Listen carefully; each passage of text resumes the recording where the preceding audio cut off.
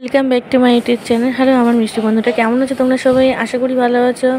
আবারও চলে এলাম ছোট্ট একটা ব্লগ নিয়ে। সকালবেলা ব্রেকফাস্টে লুচি আলু ভাজা করেছিলাম।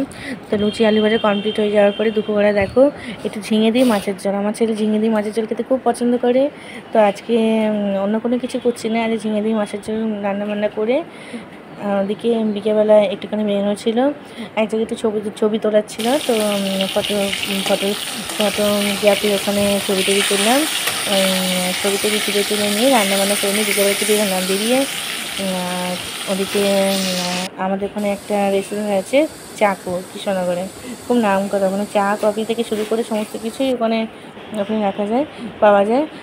এই দেখো রান্নাবান্না সেরে নিই। তার আগে বলি রান্নাবান্না সেরে নিয়ে ছেলে কিছু প্রশ্নপত্র টুকছিলাম, যেহেতু সামনে এক্সাম আসছে একটু প্রশ্নপত্র টুকলাম। টুকে নিয়ে কাজকর্ম কমপ্লিট, ছেলে ওদিকে পড়ছিল, পড়ে নিয়ে ওদিকে রান্নাবান্নাও আমার কমপ্লিট হয়ে গেছে।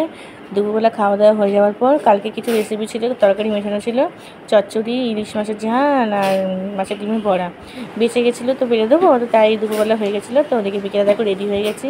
রেডি হয়ে বিকেলে সবাই মিলে বেরিয়েছি। বেরিয়ে এবার দেখো আমার ছেলে আমি সবাই মিলে একটা ছবি তুলেছি। ছবি তুলে নিয়ে এখন তো সব বেশিরভাগই মোবাইলে ছবি তোলে। তো আমার ছেলে একটা ছবি তুলে বাঁধানোর জন্য একটা ছবি তোলা হলো। তো ওখানে চাকু রেখে দেখো ছেলে একটুখানি খেলে ওদিকে আমরা একটু চা পকোড়া কিনলাম। তো চা করে ভালোই লাগে। বন্ধুরা ভিডিওটা ভালো লাগলে অবশ্যই তোমরা সাবস্ক্রাইব করে